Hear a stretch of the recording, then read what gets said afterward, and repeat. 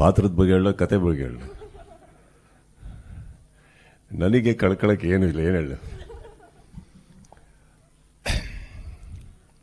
Thanks for having me here ಎಲ್ಲರಿಗೂ.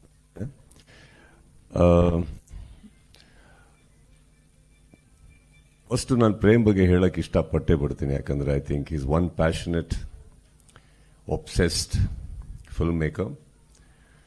ಆಗು ಹೋಗುಗಳ ಮಧ್ಯೆ ಒಂದು ಒಳ್ಳೆ ಸಿನಿಮಾ ಕೊಡೋದಕ್ಕೆ ಪ್ರಯತ್ನ ಪಡ್ತಾರೆ. ಈ ಪ್ರಯತ್ನ ನಾನು ಇವಾಗಿಂದಲ್ಲ, ಅವರ ಮೊದಲನೇ ಸಿನಿಮಾದಿಂದ ನೋಡ್ಕೊಂಡ್ಬಂದವರು.